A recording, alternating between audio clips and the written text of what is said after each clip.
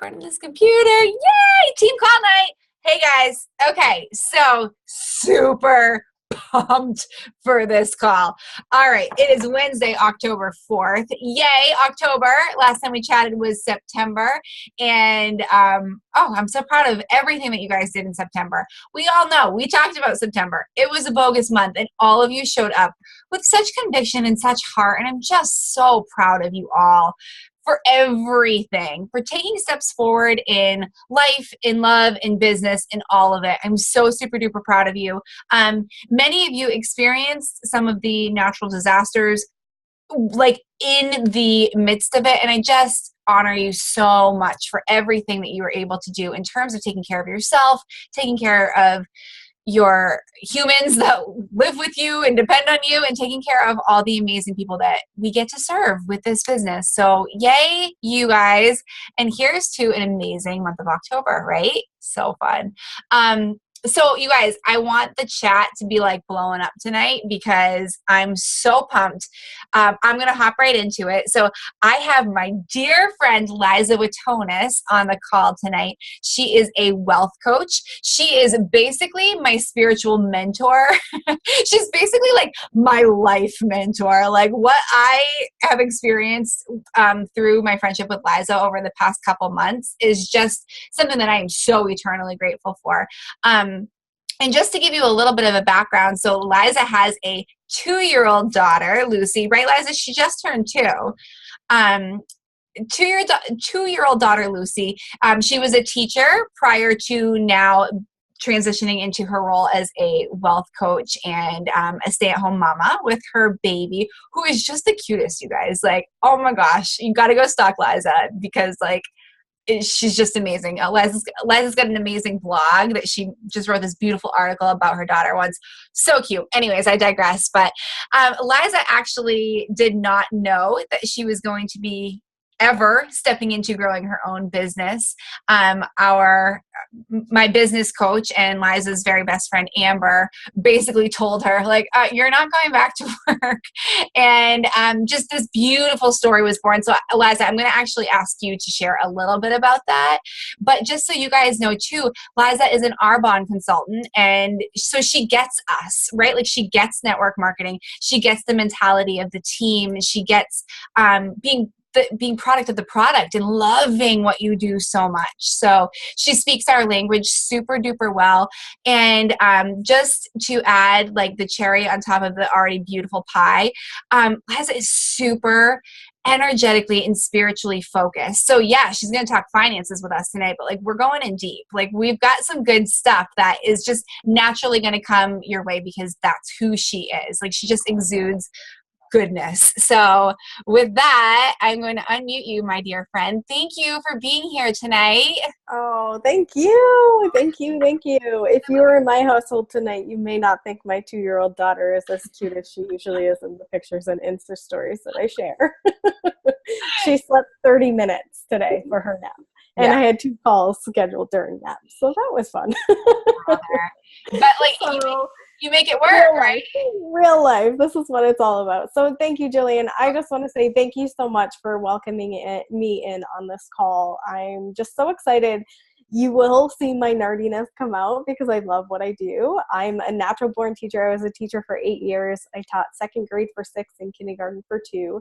And Amber, who is our business coach, my best friend, used to live across the street from me where I live now. And I was pregnant with Lucy, our daughter. And through my pregnancy, Amber told me, she saw my business long before I ever saw it. She said, you know, you're not going to want to go back. And I literally laughed in her face. I was like, you're funny. I'm totally going back to teaching. Like, this is me. This is what I'm doing. This is what I know. And this is where I'm an expert. And lo and behold, my daughter was born in July of 2015. And in October, I went back to school for a meeting and told them that I was not returning. And I launched my business in January of 2016. So super exciting stuff, super crazy, but I love what I do. I'm a natural born teacher, healer, and I just have so much appreciation for people who do the same. And I really find people in network marketing, social marketing groups also doing the same thing, just sharing something that you absolutely love and stepping into it, no matter the fears that you feel or the challenges that you may have, but also celebrating the successes along the way. So I'm here. My journey started, I don't know, Jillian, I'll talk a little bit about me, because I know sometimes with money and finances, things can really, my daughter is crying 2 rooms over. So sorry if you can hear her. No worries. Yes. I would love it if you would just like share a little bit about you and how you got here. Yeah, I would love to. I know that so many people are like super fascinated by what you do. Yeah. And I shared with you the questions that people had, but we've got real life questions, real life money concerns running through the team, just like, everywhere. And people don't talk about it. And it's so beautiful the way that you came to be where you are. So I'd love for you to give them a little bit of the context. Yeah, I would love to. And know, like, I share my story with so much passion because I know where you're at. Like, I know all the feels that you're feeling. So my journey actually started 5 years ago this past November. And my husband and I were just newly married. We were about to buy a house. I was teaching full-time and working 2 part-time jobs. So my day literally started at 5 and I did not get home until 8 o'clock at night. On top of teaching full-time in a really poverty-stricken school that was in high demand emotionally and physically. And I just felt like I was running around like a chicken with its head cut off. I was a hot mess.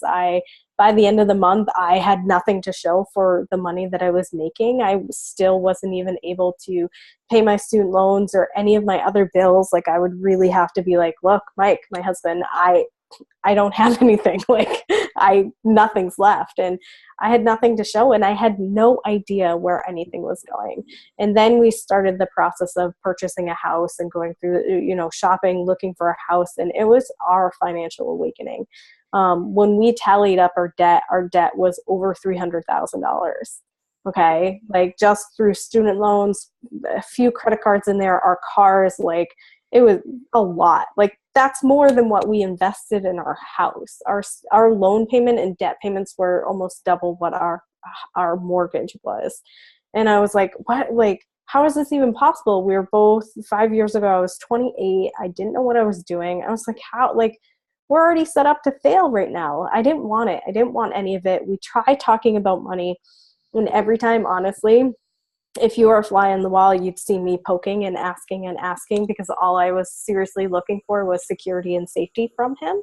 And he wasn't able to give that to me. He just went quiet and stoic and wasn't able to express or support me in the process. And so oftentimes those chats ended in me crying or an uproar of a fight, and it wasn't pretty. It was not pretty at all. And happily 5 years later, fast forward to there, not only have I transitioned from 3 jobs from 5 to 8 p.m., 5A to 8P, I'm working at home with my daughter through naps and bedtime, and we've paid off over $200,000 in debt. And we giggle when we talk about money. We talk about it daily.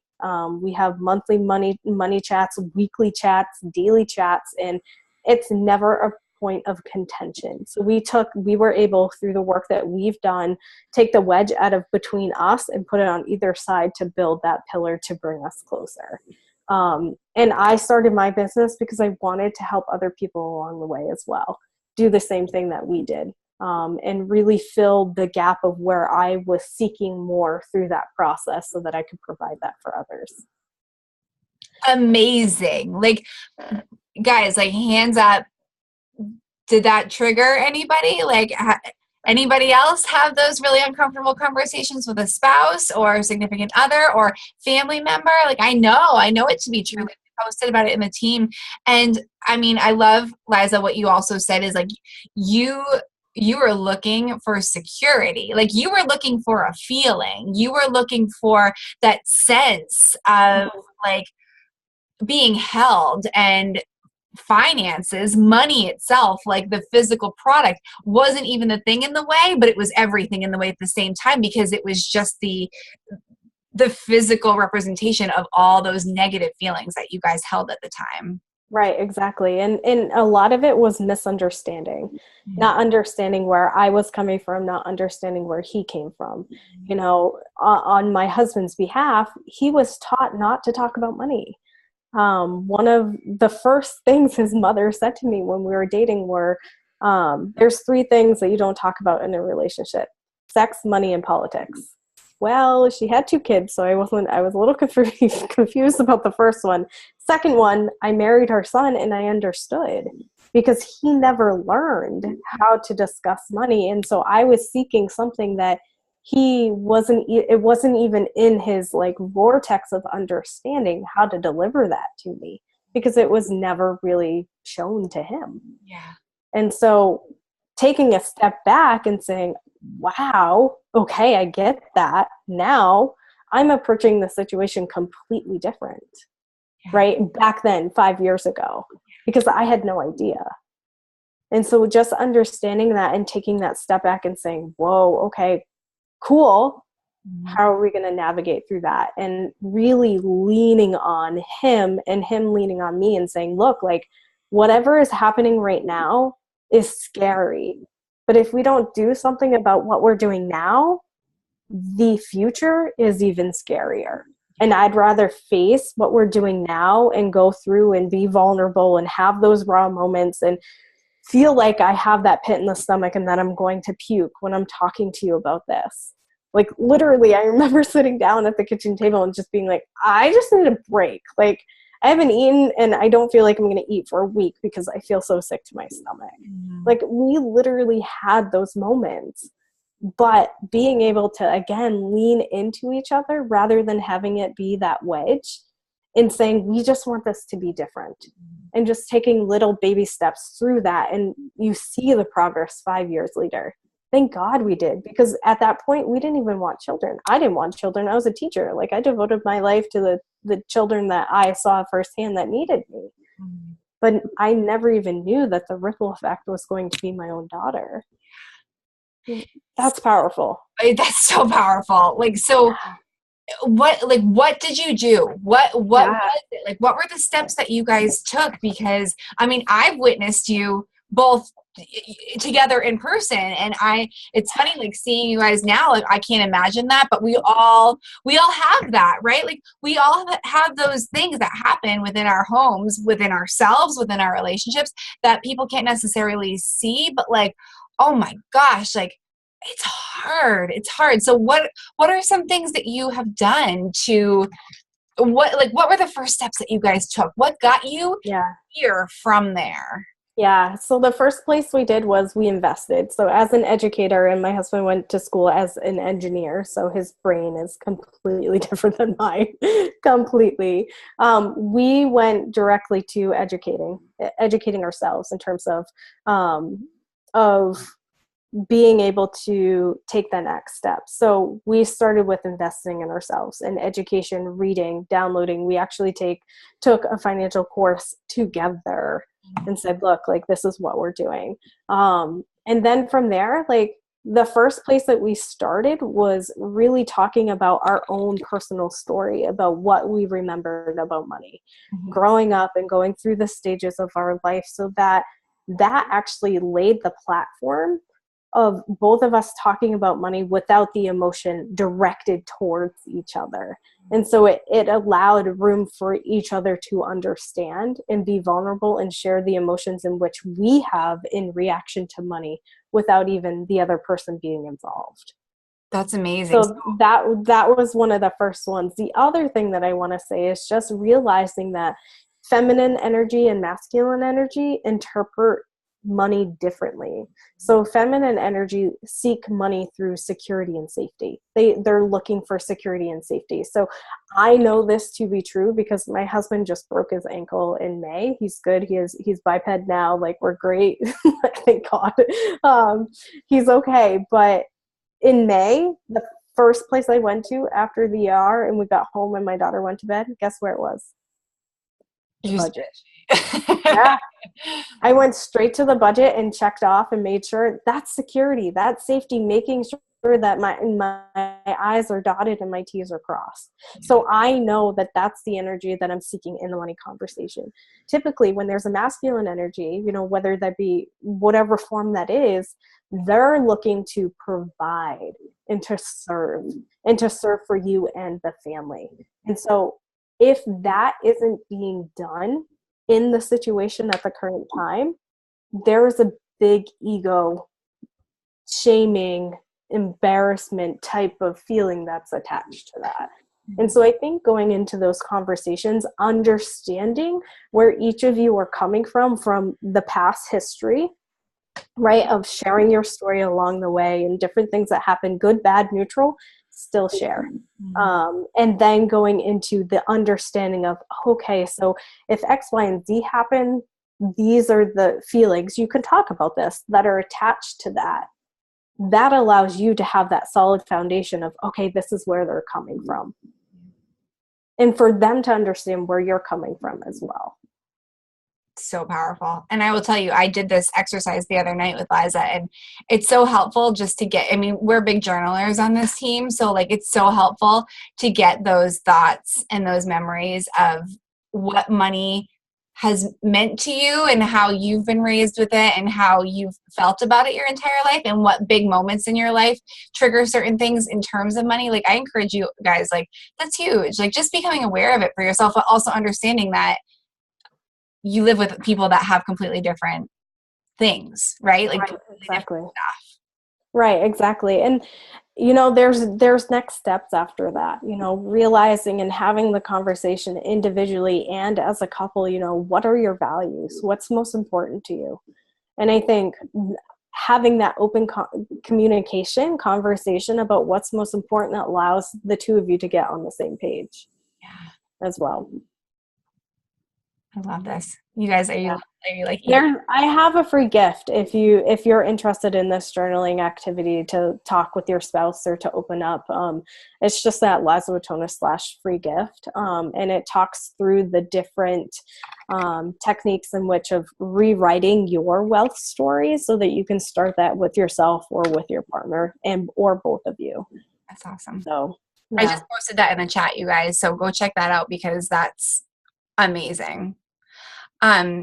Can we hop into some questions that the team? Yes, I would love to. I copied some of the questions, but if people want to go live and ask who's here and who's able, like I'm happy to go there with people. Perfect. That's amazing. Thank you. Yes. Let's start off with some of the questions that I asked you, and some of them like you can kind of tie in together. But do you have them? I have them too. I can read them to you. Whatever's whichever is easiest for you. I had a lot. Let me just get reacquainted. So a lot of questions, actually, there are kind of a couple categories. So paying off debt. So I know actually you have a really great kind of system for how to pay off or how to pick what to pay off first. So how to eliminate debt, how to pay debt off. And then like, is there good debt to keep? Like, I know Amanda asked a really great question. Amanda is, 23. This is her first time adulting. What should she kind of take on in terms of credit card debt? And just stuff like that. So eliminating debt, paying stuff off. Can we start with that? Yeah, absolutely. So there's a couple different theories that you can do with paying off debt. There's the avalanche where you pick the highest interest rate that you want to pay off first. There's the emotional turmoil debt, in which is weighing the heaviest on you, and that sometimes is usually like a family member debt. And then there's also the consumer debt, in which you're going to the snowball, which I am a huge fan of, where you order your debts from lowest to highest in terms of how much you have to pay off. So let's say you have your Visa credit card, it's $500, and then you have your Amex and it's $700, and then you have a student loan that's $2,500. So you're going to do it from lowest to highest. And then from that point, that would be my recommendation, I always recommend people to attach celebrations to when they pay off their debt, because you're working super hard in your budget and you're working super hard with your money. And so there is reason for celebration for how hard you're working. This past year, from October to October this month, we've paid off $54,000 towards debt this year. So you know what? You're damn right that we are celebrating that, because that's huge. And I don't say that to brag. I think you probably know that from like just me and my energy, but I say that to tell you that it's possible, you know, and to reward yourself along the way. And so the snowball really allows you to step into paying off that first debt as quickly as you can, and then being able to be rewarded and saying, look, I can do this, I'm making progress, and then moving into the next one. Super good advice. Yeah. Yeah. Super powerful advice. But before you do any of that, like, I would recommend making sure that you have an emergency fund. So emergency fund isn't for, yeah, it's really good, right, Gina? I hope I said your name right. I would make sure that you have an emergency fund. So emergency fund meaning not for shoes or televisions or even Beachbody, like an emergency fund for whatever feels good for your family. So typically for singles, it's 500. For married couples, it's 1,000. However, I recommend looking at what your healthcare deductible is, like your insurance, your health insurance, and seeing what that is and seeing if that's a possible goal for yourself. So we know that our health insurance doesn't pay anything until we meet 3,000. So our emergency fund isn't 1,000; it's 3,000, because if we have any type of medical emergency, i.e., my husband breaking his ankle, we have it. It's not a stress on us, and that's something that you're striving for to get as quickly as you can, to have that funded, and then moving forward to paying off your debt. So smart. Thank you. That's brilliant. Let me just see. Hang on. Colleen asked, how would you suggest saving for an emergency fund? Great question, Colleen. So I would go, it goes back to the budget, looking at what your expenses are going out and what your income is coming in. Other ways, really great ways to be able to save money quickly is looking at your car insurance and your house insurance and getting an insurance audit done. So if you're local in the Maine, New Hampshire area, be sure, I'm going to type in my email. Email me and I will send you a person's name in which you can email. He's wonderful. They do insurance audits. If you're not in this area, there's a company called Xander Insurance. I'm going to get you the link right now. And I would recommend going through them and getting an insurance audit. And with that, you can have a higher deductible, because the intention is you have your emergency fund at $1,000. And so there's less that you have to pay up front in a monthly fee, because you already have your $1,000 in case something happens. So that's one of the fastest ways to save money, is through car insurance. Another way is, Colleen, I would suggest just looking around your house and seeing if there's anything that you can sell.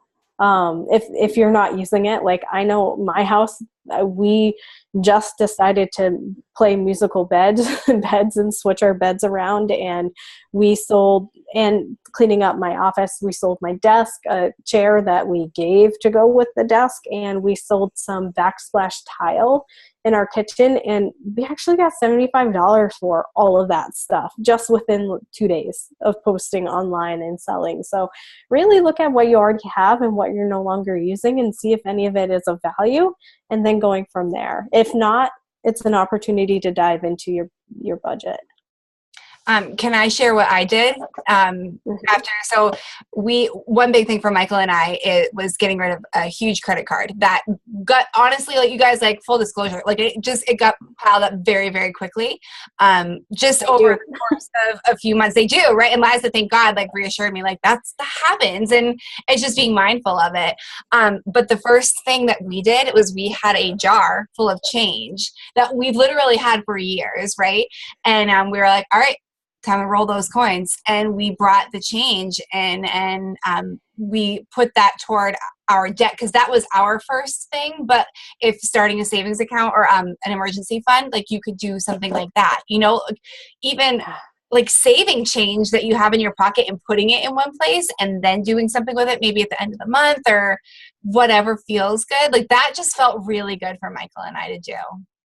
Yeah. And I mean, I don't know why this came up, but like even shoes, like shoes are such an easy thing to like pass aside to the side and be like, oh, that's old season. Like that's last year, like looking at that and saying, hey, maybe, $10 is more than what you had yesterday, going towards that. And so that emergency fund is something that you're constantly working towards, that you're quickly trying to fill up, but just know that it's there, and as soon as you fill it, it's like, yay, great, awesome. They always take the extra coins. Yeah, Donna, my that from my mom, Donna. Yeah, my daughter calls quarters horsey rides, so those are gone. So cute. Oh my gosh, I love it.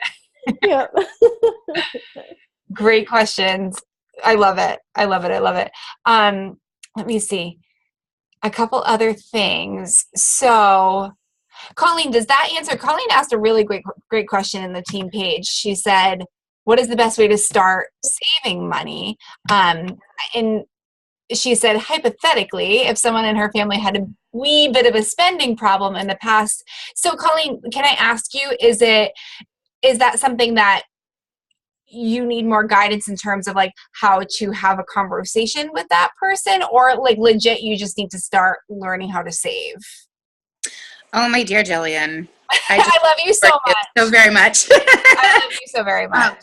I am not even going to lie. It is totally my husband who has the spending problem. He is like the king of buying crap all the time, constantly. So I have, I guess I have a hard time having the discussion with him where I'm like, listen, dude, we really got to buckle down here and like, figure something out, because he just gets all super defensive about it sometimes. So I think that's my biggest issue. Well, let me add on to that. Lindsay actually posted too. Josh, her amazing husband, is right there. Like, just what do you do? I think this is just a great question too. How do you calmly and happily discuss finances with your spouse when your ideas of necessity are different, right? And this boils down to love languages, Liza, right? Like Michael and I have love languages, you guys. So it even boils down to that. Like, you just value different things. So that's a really good one. That's one that I was like boxing Liza on, like, how do you do that? How do you navigate that conversation? Yeah. So Colleen, I just want to tell you that this is like known, I talk about it in my business and stuff. So when my husband and I were about to buy our house, the one that I'm sitting in right now, come to find out he had like $10,000 in hidden credit card debt that he never told me. Yeah. $10,000. And the reason why he never told me wasn't because he wanted to hide it from me. He felt so embarrassed and so shameful from everything that he had on the credit card, because he had no idea what he spent it on. It was in college. Like, I'm sure booze. That's a fun party. I wish I could have come to it. But so just know that, like, there's emotion in there, even though your husband may not be able to verbalize it. There is, just outside looking in, and that's what's like really coming to me. So one thing that I would encourage you to do is have the conversation, take that emotion out, and just say, hey, honey, what are our financial goals? Like, what are your hopes for just a year down the road in terms of like talking about money or finances and things like that? And so if you want to talk, like, please feel like you can. Hi. And then going from there and just saying, looking at the opportunity of, okay, what are our 3 to 5 goals of what it is that we want from this life, from this journey, from our wealth, and being able to step into that and say, okay, if it's X, Y, and Z, and here's what's important to us, going back to those values that we talked about before, and Jillian, I'll get to in just a moment. If this is what's important to us, does our spending reflect what's most important to us and reflect what our goals are? right? So it's an opportunity to really look and kind of analyze in the sense of what I'm saying that I want, does that really show in what I'm spending? And it really goes to having the conversation of, okay, so if these are the things that we really want, to be debt free or to have a savings or to go on a family trip, like, yes, please, we were able to go on the most epic trip before we started our family, and we paid cash for all of it, all during paying off all that debt. So if that's something that's the most priority, just saying, okay, is this supporting it or is it bringing us further away from it? That's a good conversation to have. And Jillian, I know that you talked about different love languages and everything, and it really goes back to being intentional with your plan. Mm-hmm. And so, right, working that into the plan when you can, mm-hmm. And saying, okay, so if your way of receiving love is through gifts, how can I get creative and have fun with this, right? Like that kind of sparks your inner soul of what are different ways that I could give a gift without going to the store and buying something, mm-hmm. right? Like there's fun in creating that, especially if you have children, like having them help you create that, but then also stepping into, okay, love language. I would put it in the budget as that, like having that as a line and saying, okay, I'm allocating $30 towards my love languages this month. Okay, how can I get creative so that I can show this and use this in a way that I want to display my love? That gets fun. Like that kind of makes it a game. Yeah. Right? So cool. Colleen, how does that feel? I love that idea. It's wonderful. I know that, well, it's hard for me to pin him down just because we work different shifts and the only time that we're together is, when the kids are crazy. But, I think maybe this weekend will be a good time for us to sit down and Colleen, another thing to think about when we started, Mike wasn't able to attend the class with me, and so he listened to it. So something maybe that you can do is do Voxer, or I don't know do they know what Voxer is? It's kind of walkie-talkie app. Yeah, it's like walkie-talkie app. It's like Facebook Messenger, but you can also type and respond as the person's talking to you. Yeah. So like that might be a great way on opposite shifts and just say, hey, here's the thought to think about for tonight, and Vox me when you're able, so that he's able to have that conversation. It's one-sided at first, but he'll have time to think about that through the night if he's working the night shift. And then you're able to communicate and respond back to that during the day when it's able. So it's a fluid conversation. So there's ways to help with that shift, because I get it. I understand. Like it's hard. So that's a good idea though. Yeah. Just provide the opportunity for you guys to have that fluid communication, even though you're on the opposite shifts, and not looking for physically the time together, even though that would be the best. But right now it's just not feasible, because when the time you have together, the kids are probably there, which would be a really cool conversation to have with the kids once you're in a comfortable spot between the two of you. Oh yeah, definitely.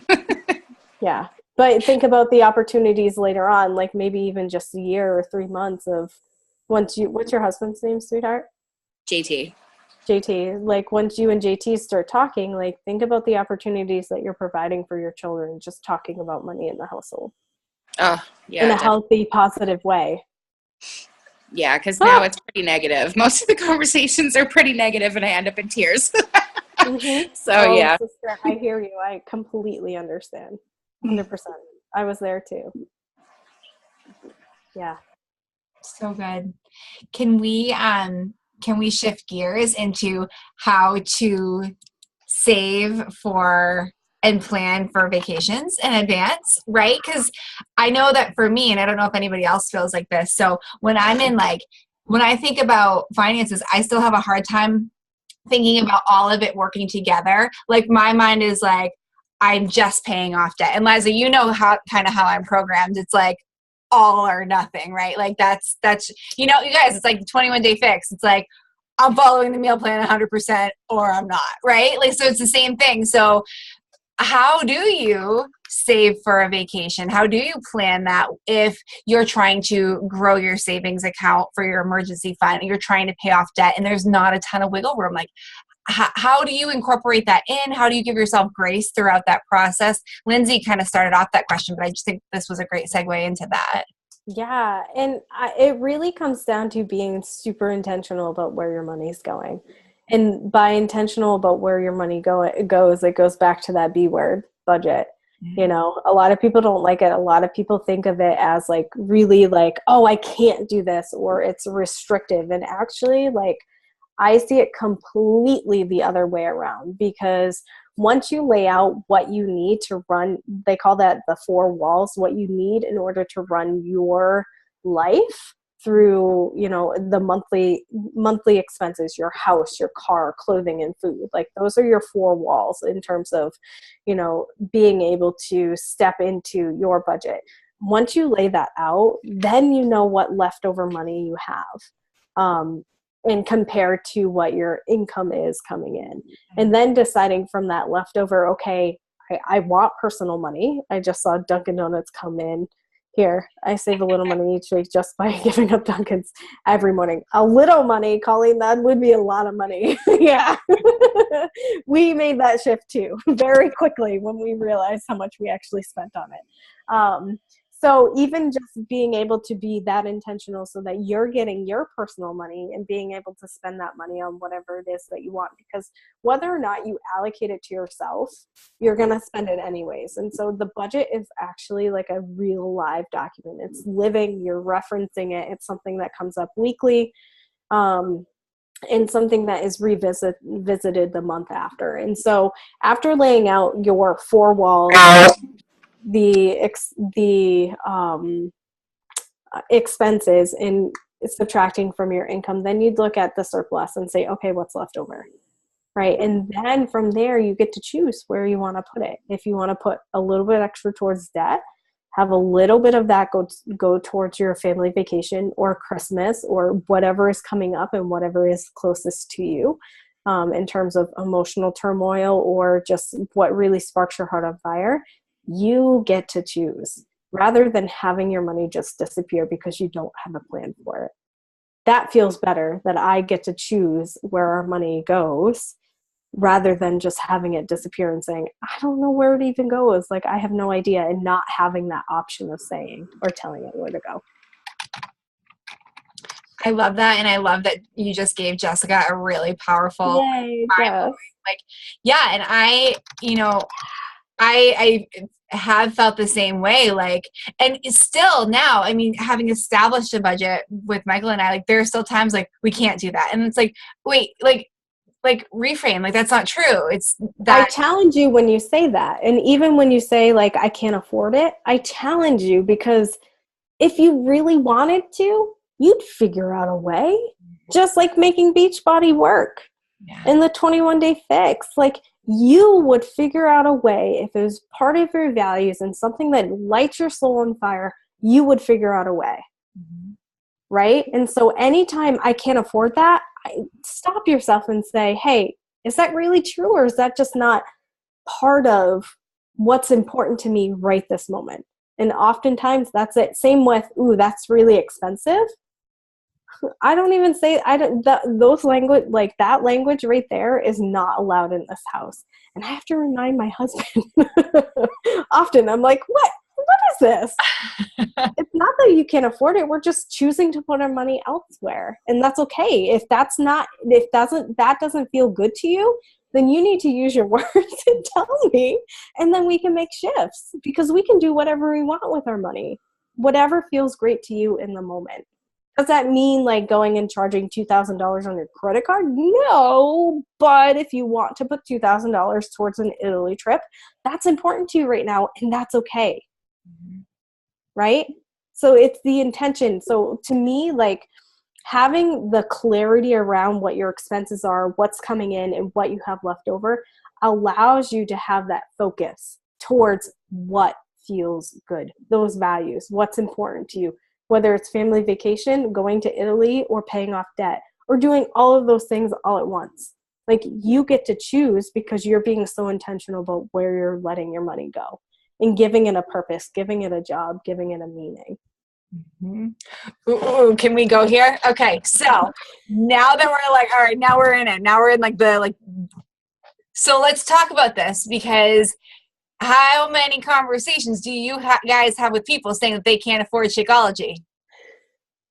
So Liza, can you just touch upon that for a second in terms of the energy of what we're bringing in and focusing on within our lives and how it manifests itself within our businesses? Yeah. Do you feel that way about Shakeology? I don't. No, but I'm asking everybody on this call, right? And so looking at that and just saying, okay, so you used to, right, Jess? Yeah, I get it. And same with Arbonne. I mean, Arbonne is one of the high premium skincare out there. And it's, to me, it's very reasonable because I break down the costs for my customers. That's where my mind goes. And so if you haven't done that, do that, daily costs of this. But really it comes down to listening to what your client wants. Mm-hmm. Okay? Really listen and hear what it is that they want so that you can then step into being able to serve them and show them how Shakeology can help them with that. So that affordance isn't even, I don't even know if that's a word. I make up words when I'm like in the zone here. I totally make up words, so just go with me. I do too. I ask them all the time, is that a word I just said? Yeah. So like, I can't afford that isn't even an option. It's I need this in my life in order to accomplish X, Y, and Z. So hear what their priorities are. Hear what their values are by asking them more questions.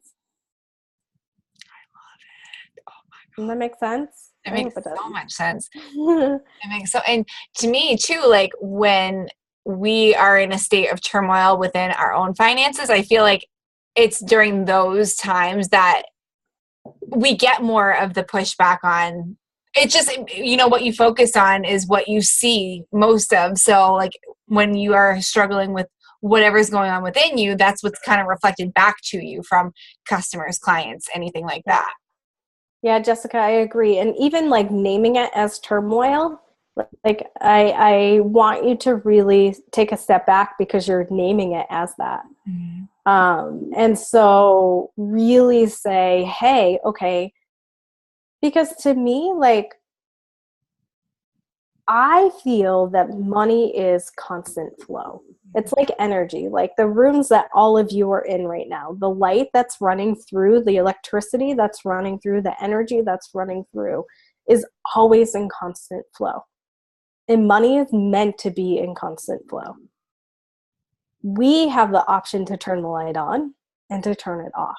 And when we turn it off, we're clenching our fists so tightly that we're not allowing it to come and go. So we're the ones actually allowing the light to shine or the light to not. And so to me, the option of money is ever flowing. No matter what, there's always options out there to go and do something else. Yeah, it may not set your heart on fire, but if you need to keep your lights on or keep your kids fed, you're going to do anything because that's a priority. Right? And so understanding that the scarcity and the fear that goes around that, it doesn't allow you to really vibrate and be in the moment of where you're so hard, like where you're seeking and what you're looking for.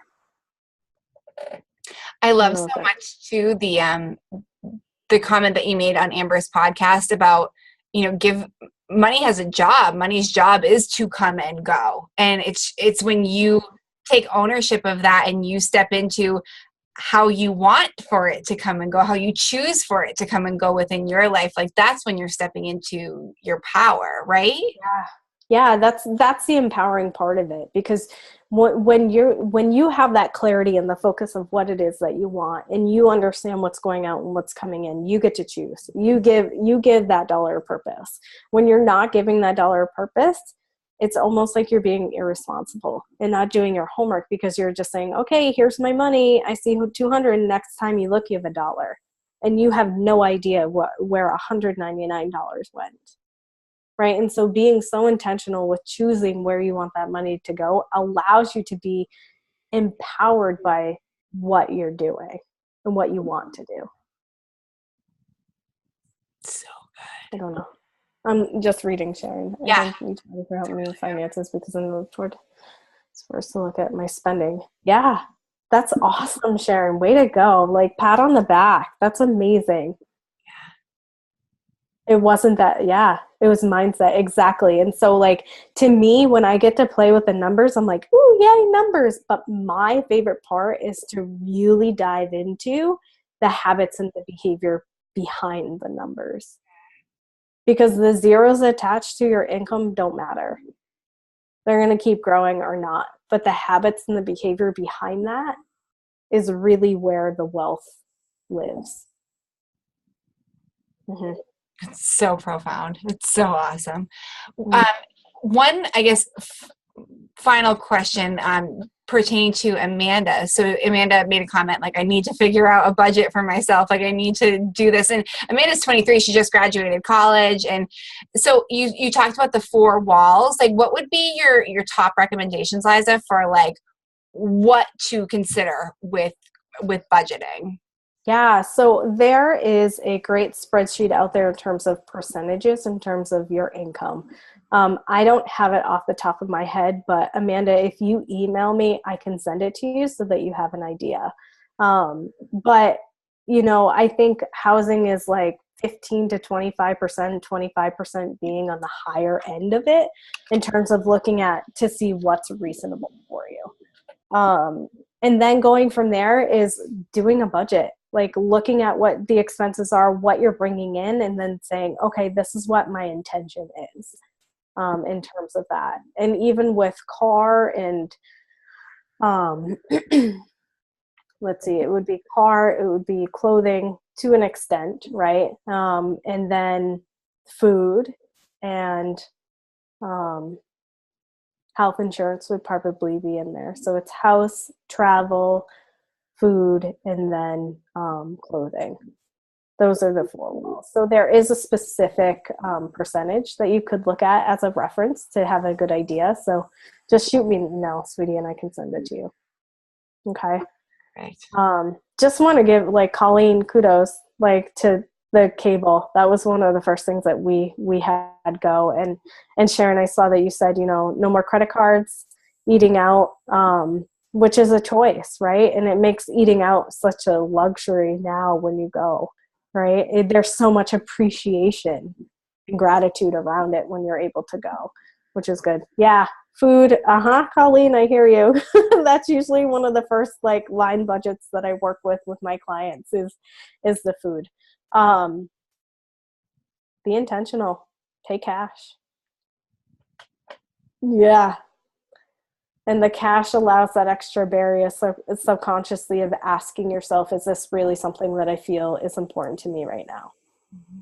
And releasing it from your hands shows that you're exchanging the value that you're paying for it rather than just swiping.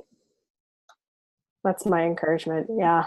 Game changer. Yeah, it is a game changer. It's awesome. Yeah. Even for like we've got a convenience store like right up the street that has amazing wine in it, you guys. Like, let's talk about that for a second. But so we now pay cash for our groceries, but we also know, like, you know, throughout the weekend, like if we want to bop over there for like a tiny snack or like a whatever, like that's part of it, you know? So, and that's just really powerful, and it makes it super, we have to be intentional. I think that's just the best word ever. Right. And the cash really allows you to see tangibly and as a visual reminder, hey, this is what I have left. Mm-hmm. And you get to play the game through, like, a lot of people are like, well, I don't want to go to the grocery store and not have enough cash at the end. Like, then bring extra. Put your intention out that you're going to spend, you know, $200 and then bring $250 just in case. Yeah. But I bet if you didn't have enough, that certainly wouldn't happen again. Right. You know, like, it's true. So Amanda, it was Amanda that asked, like, you're 23, right, Amanda? Girl, you're in such a great spot right now. Like, I wish I knew what I knew like, could you imagine me at 28 and paying off over $200,000? Like, that's where I would be if I started when I was 23. I just want to like scoop you up and bring you home with me.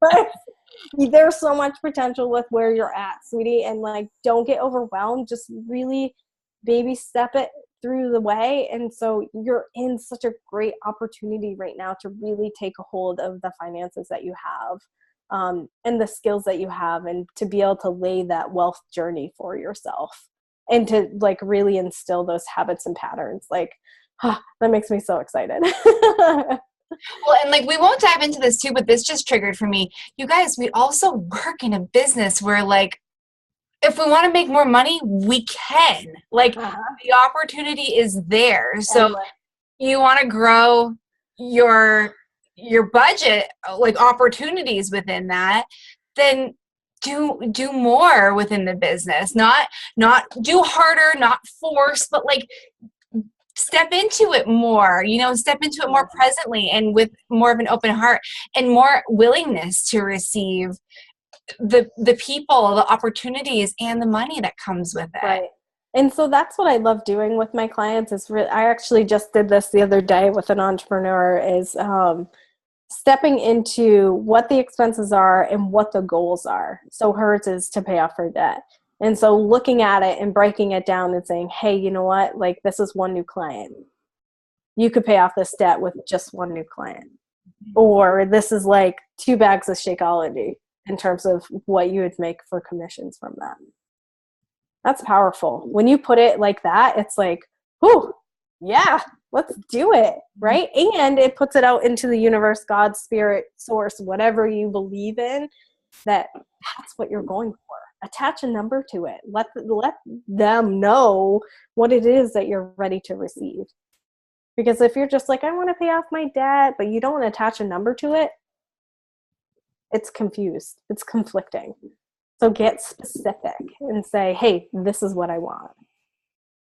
Be bold, be brave, be courageous. Mic drop. So awesome. So I will share with you guys that, Liza has already given us a free tool and given us the open invitation to email her. So that's pretty amazing. But she does have a course that is starting next week, right? Yeah. Oh my gosh. On the night, yeah. So, ultimately, you guys, you've seen how amazing she is. And if you want to work with her on a deeper level, and like this is a priority for you now, I highly recommend this course. You can email, Liza, is it okay if they email you and you can give them more detail, or is there? Yeah. I'll put up my website. It's called Wealth is Yours, because it really is, depending on whatever it is that you want. But how good does that feel? Just saying that. Wealth is Yours. That's the best name of a program ever. I know. I feel so good. Feel so aligned. And it's true. Like, I fully 100% believe it. And my clients have had just remarkable, like, just even after one call, like I had a client pay off like $6,000 in debt. And in 2 calls, like really pay off even more than that. Yeah, exactly. And it's just incredible. So just, if you feel the calling, just reach out. Like, I'll even have a free phone conversation. Like, I'm so passionate about this because I know how it felt at the beginning. But now I see it on the other end, and I'm home with my daughter. Like, I have conversations, like my husband and my relationship is so intimate now because we're able to talk about this stuff. It's not a barrier, and to be able to really step into the idea of us being debt free from $300,000 in debt in a year and a half. Yes, please. Like, I can do this and you can too. And that's my passion, is to let people know that, like, whatever it is that you feel right now, it's just a storm. Allow lightning to come through in a coach or your mentor or whomever that you really feel called to support you and help pull your hand and say, come on, I got you. Let's do this. And that's what it's all about. Yeah.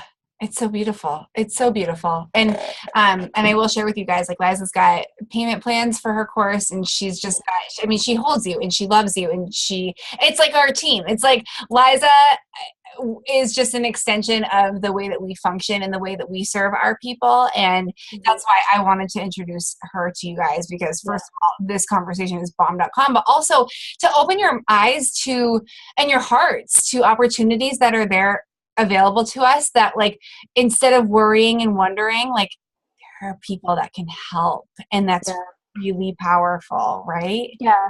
And I know in my mind, if I was in your shoes, I'd be like, okay, how much is it? So it's $14.97 or 4 payments of $3.97. So very reasonable in my eyes in terms of what you're going to get out of it.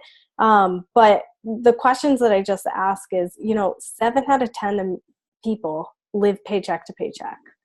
And how would it feel to actually have a savings and money saved up for when Christmas came, or Hanukkah, or whatever it is that you're looking for, or having money set aside for doctor bills when they come in? How is that going to feel? And that's a life that I get to live right now because of the choices and learnings that I made along the way. And so I get to now share that with the world, which is just such an honor on my end. Yeah. Thank you. Oh my gosh. I'm so excited for you. I'm so excited for the beautiful souls that are going to be joining your course. And I'm so grateful. This was like the best call ever. They're going to be like, all right, Jill, we're over your motivational team calls. Like, bring Liza back. I'm happy to come back anytime. You're amazing. You guys, I was just going to say, send me a message, but no, like, email Liza if you need anything. Yeah. I'm available too for anything that you might need, but this was so powerful. Thank you. I will share the recording in the team page for everybody that missed it. So make sure you are tagging your teams and accountability partners and your sponsor coach, anybody that wasn't here tonight, everyone needs to watch this. So this was awesome. Thank you. Oh, thank you. And thank you so much for allowing me to be here. Like, truly, like, I appreciate and I'm so honored just to be able to share my nerdiness I love it. confidently with you, and just loving you through whatever it is that you need help with. So. Oh, love you so much. Okay. Love you too. Team, I love you all. Go change the world and start with yourself. And have an amazing night, you guys. Okay. Love you. Bye, everybody.